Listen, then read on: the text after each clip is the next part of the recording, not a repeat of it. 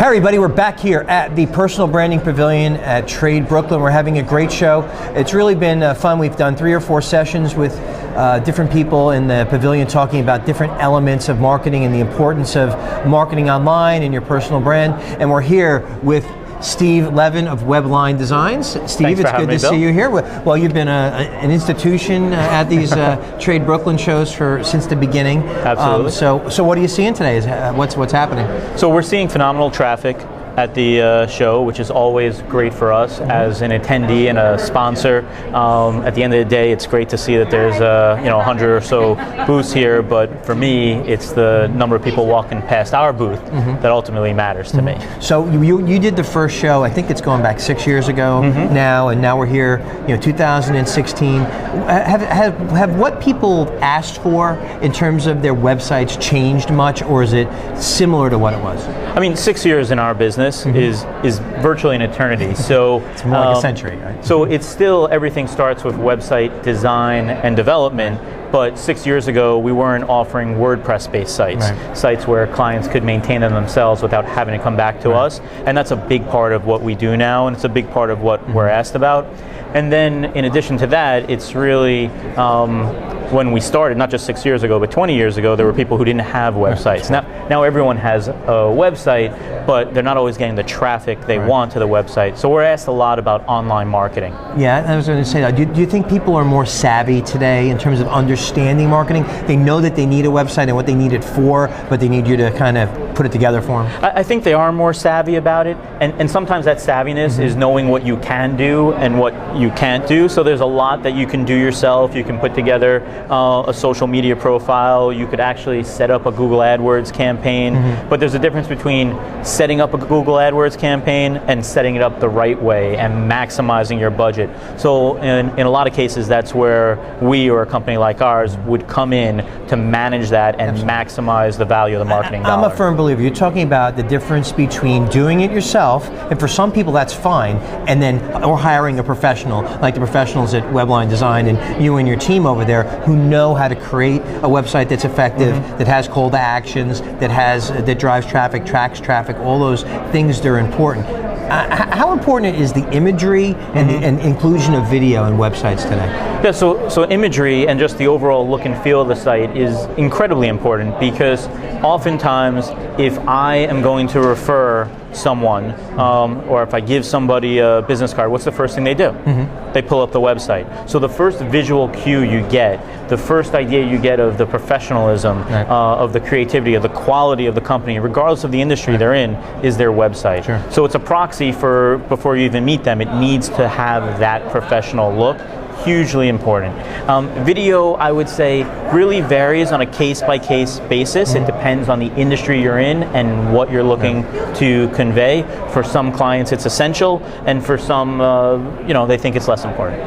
No, I agree. I mean, like we were talking during the sessions today about the importance of video, but it's on the rise. I mean, people want to see it without a doubt on social media sites, and they want to see it, on their phones. So I see that as a trend really being more impactful in the now and in the years to come. I mean, one of the things that people feel, and I think it's right, is that if you have an About Us page and it has some text on the page, that's informative, but it doesn't give the same impact. It doesn't give a flavor of the company the same way a video. Or even the person. Exactly. Right? So that's why we say that your About page, or maybe even your LinkedIn page, is where your brand lives. Sure. Right. But the video and that dynamic content is how it comes to life.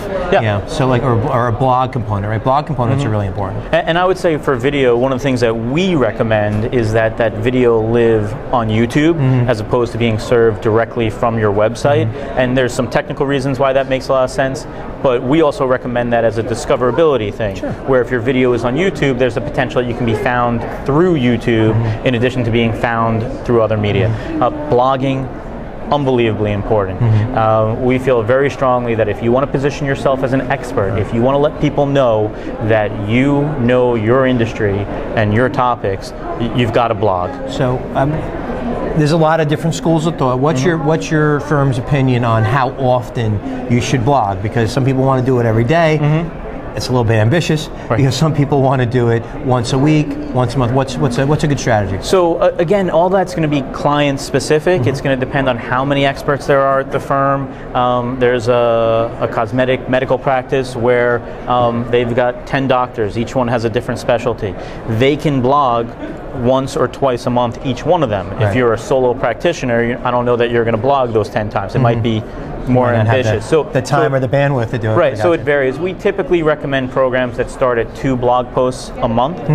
We think that that's an okay balance to start for people to get their feet wet and for people to commit to doing it. Because the worst thing is a blog that you start and you post today and then never again. Right. And that just doesn't make sense. Consistency really matters. We had some other people on the show today talking about the importance of consistency. Yeah, consistency. How often should a website change in terms of its content, in terms of its look and feel? Because I know, I talked to your dad you're in business with, that you've probably redone the same company's website now multiple times. So absolutely. How often? So these days, with moving clients for the most part to WordPress, the content can be updated on a daily basis if needed. Again, it's really the client. Have there been any changes in the size of the organization, the staffing, the services they offer? That should drive the content changes, and that'll be client specific.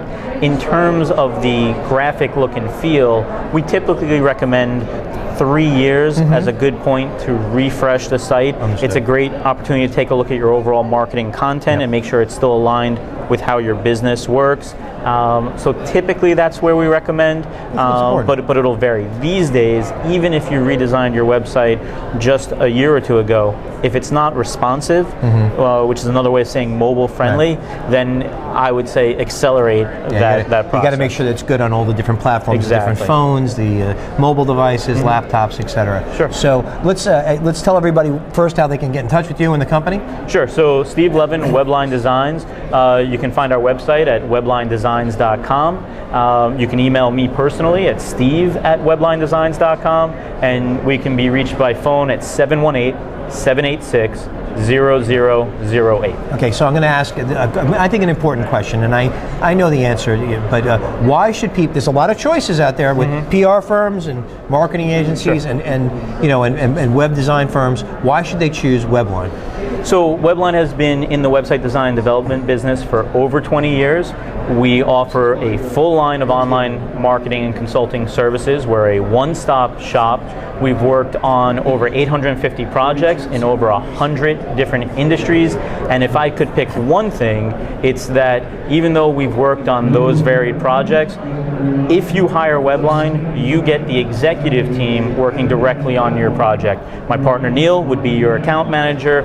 I personally would be your project manager. It's not that we've done 850 projects, it's that the team running your project has worked on 850 plus projects. And that personal attention, I think, is what makes Webline stand out. They're committed to their clients. When you call them, they're going to call you back, and when they need to get something done or when you need to get something done, they're going to be responsive. Just like you make the websites responsive, Webline Design is responsive as well. So thanks, Steve. Appreciate having you on the show. Thank you, Bill. And we'll see you next time. Sounds great. Thank you, everybody.